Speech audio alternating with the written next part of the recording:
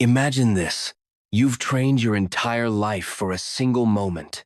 You're finally leaving Earth, riding a controlled explosion into the sky, on top of a rocket taller than a skyscraper. You've said goodbye to your family, not knowing if you'll ever see them again. And then, hundreds of thousands of kilometers from home, just days from walking on the moon, you hear a sound that doesn't belong in space. A bang, a shudder, warning lights, dials spinning into fear, and the mission you've dreamed of your whole life dies in a second. But your story doesn't. This is the true story of Apollo 13, the mission that never reached the moon, but still became one of the greatest survival and teamwork stories in the history of humanity. It's the late 1960 seconds and early 1970. The world is living in the age of rockets and rivalry. The United States and the Soviet Union are locked in a space race that is part science, part politics, and part raw human ambition. The U.S. has just done the impossible. Apollo 11 has landed men on the moon. Apollo 12 has followed. The public begins to think of moon missions as almost routine. That word, routine, is one of the most dangerous words in exploration, because space is never routine. Apollo 13 is supposed to be the third lunar landing. It's commanded by Jim Lovell, a calm, experienced astronaut who has already flown around the moon. On Apollo 8, with him, are Fred Haise, the lunar module pilot who's supposed to walk on the moon with Lovell, and Jack Swigert, the command module pilot, who was added to the crew only days before launch, after the original pilot was removed due to a medical concern. 3 men, thousands of engineers, one mission. The goal: land in a region of the moon called Fra Mauro, study ancient lunar material, and push science further. But fate has a different mission in mind. On the 11th of April 1970, Apollo 13 lifts off from Kennedy Space Center. The Saturn V rocket roars to life, a tower of fire and thunder pushing humanity once more into the void. Things aren't perfect. During ascent, one of the rocket's second-stage engines shuts down early, but the system compensates. The mission continues. They make it into space. For the first couple of days, everything feels almost peaceful. The crew settles into life on board. They float in zero gravity, run through checklists, prepare for the later lunar landing. They joke with mission control. They broadcast live TV from space, trying to get the public excited about a mission that many news networks barely bothered to cover. After all, people have already seen the moon landing. What's so exciting about the third? Soon, the world will find out with brutal clarity. Almost 56 hours into the mission, Apollo 13 is more than 300,000 kilometers from Earth. The crew has just finished a TV broadcast. They're relaxed. They're safe. Or so they think. Shortly after the broadcast, Mission Control asks Jack Swigert to stir the cryogenic oxygen tanks, a normal procedure to keep the mixture from stratifying. He flips the switch. A few seconds later, comes the bang. The spacecraft shudders. Warning lights flare to life. Alarms chirp in a deadly chorus. Jim Lovell, Fred Haise, and Jack Swigert have no idea what just happened. All they know is that the spacecraft is suddenly not behaving like a healthy machine. Back on Earth, Mission Control's instrument panels explode with data. Voltages dropping, pressure falling, systems failing. In the confusion, a calm voice eventually comes from space. It's Swigert, speaking to Houston. Houston, we've had a problem here. Lovell repeats the call. Houston, we've had a problem. It's one of the most famous sentences in spaceflight history. Simple, controlled, and hiding just how bad the situation really is. Because what has actually happened is far worse than anyone realizes at first. Inside one of the oxygen tanks, a spark has ignited. The tank explodes. The blast ruptures the side of the service module, damages other systems, and causes the second oxygen tank to start leaking. Oxygen in this spacecraft is not just for breathing. It's also for power.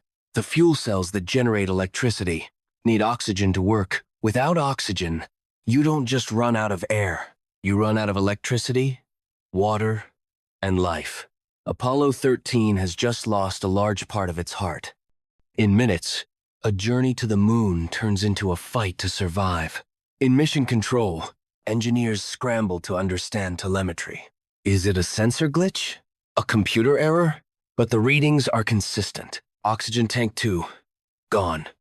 Oxygen tank 1, bleeding out. On board the spacecraft, the crew watches their resources drain away. They are too far from Earth to simply turn around like a plane.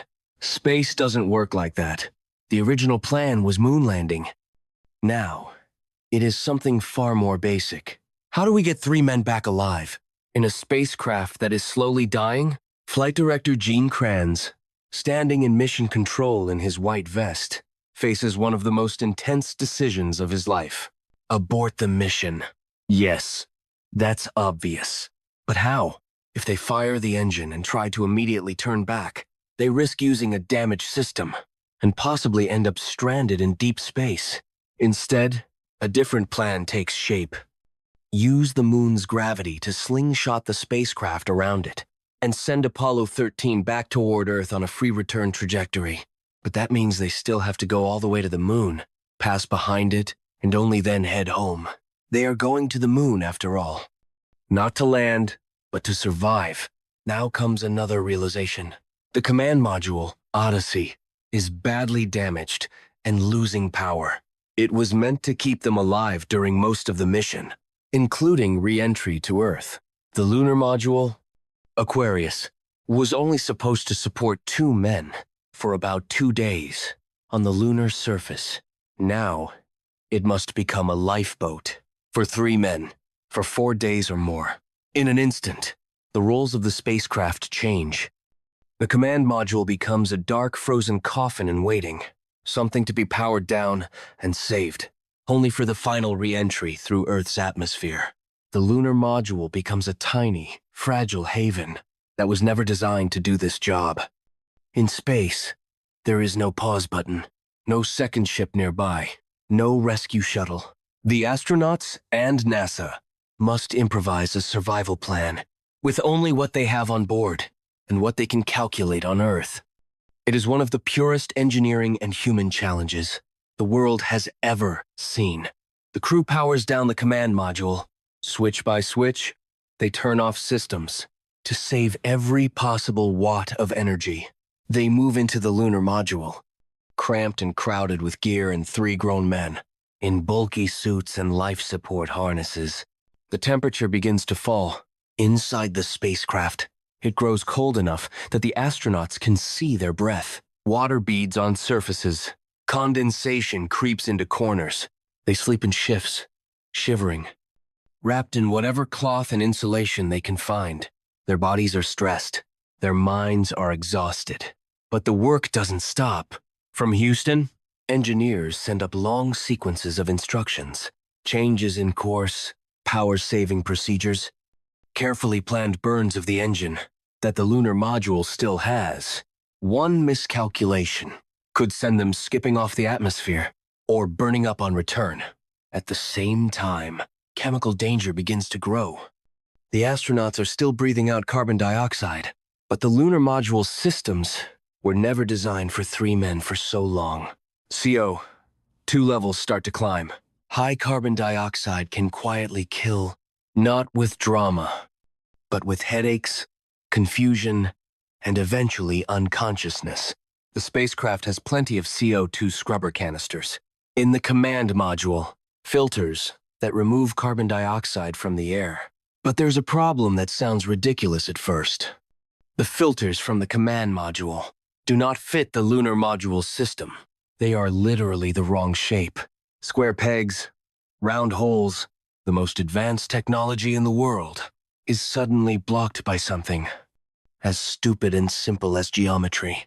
In a room at NASA, engineers gather around a table. They dump out everything available on the spacecraft. Plastic bags, tape, hoses, cardboard, socks, manuals. Only items that the astronauts physically have with them can be used. They have to solve the square peg in round hole problem with this pile of random objects. Time is ticking. Code 2 is rising. They build a makeshift adapter on the table, step by step, until finally they have something that might work. Then they call the astronauts and talk them through the instructions, like a life or death IKEA manual.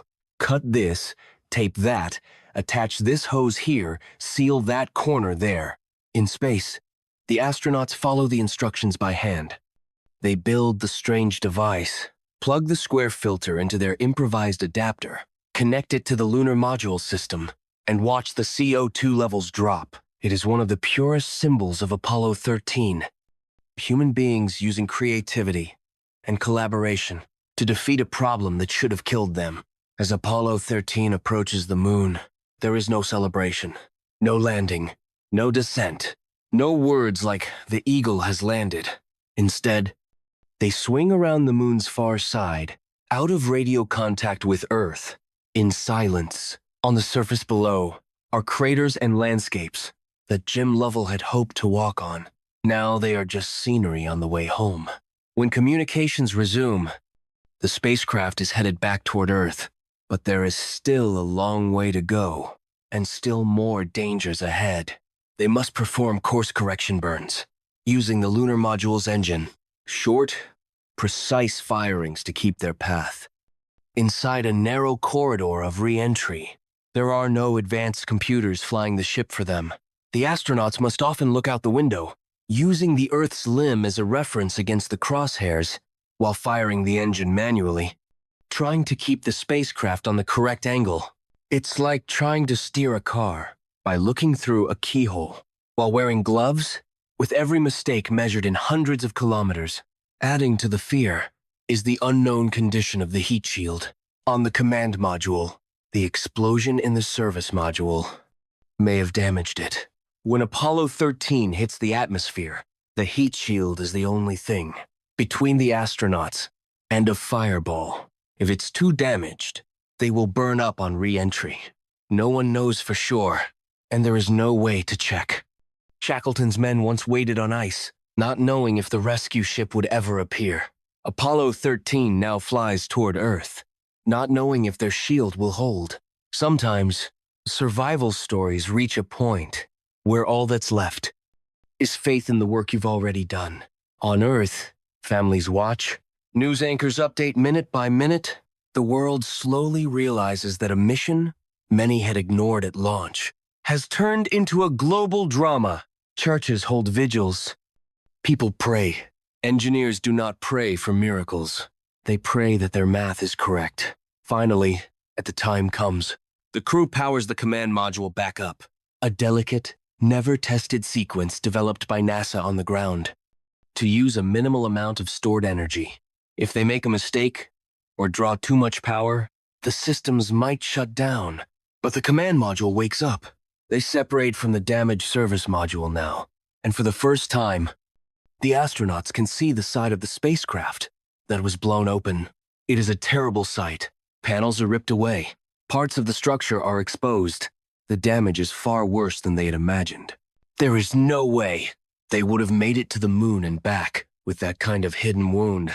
In a strange way, the disaster may have saved them from something even more catastrophic later.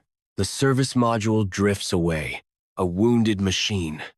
The lunar module, their lifeboat, their cold refuge, is also jettisoned. It has done more than it was ever designed to do. Now, only the tiny conical command module remains. Inside it, Jim Lovell, Fred Haise, Jack Swigert, 3 men strapped into their seats, facing the final test. They hit the atmosphere. Plasma builds up around the capsule. Radio waves can't get through the ionized gas. Communication goes silent. There is always a blackout period. During re-entry, a window of radio silence, when no one on Earth knows what is happening inside. For Apollo 13, that blackout lasts longer than expected. Seconds feel like minutes. Minutes feel like forever. In mission control, People stare at their screens, at the clock, at each other. They wait for a voice, any voice. And then, contact, the crackling sound of radio. "Okay, Joe," comes the calm report from the capsule, as if this were just another day in space. Parachutes deploy. 3 great orange and white canopies blossom above the command module. Apollo 13 splashes down. In the Pacific Ocean, alive. Rescue helicopters move in. The world celebrates. Against the odds, with an explosion in deep space, a crippled spacecraft, failing systems, and a series of improvised fixes, all 3 astronauts return home. Apollo 13 never landed on the moon. It failed in the original goal written on the mission plan. But it succeeded in a deeper, more human mission. It proved that thousands of people, spread across consoles and labs and offices, could think together under pressure, refuse panic, and turn disaster into survival. It showed that technology alone never saves us. What saves us is technology combined with courage, discipline, creativity, and a refusal to accept that this is the end. Apollo 13 is often called a successful failure. The spacecraft failed. The mission objectives failed, but the people did not. In that sense, Apollo 13 belongs here, among the great survival stories of history, not because they reached another world, but because they made it back to this one. Real events, unbreakable humans, and that is why the story of Apollo 13 will never be forgotten.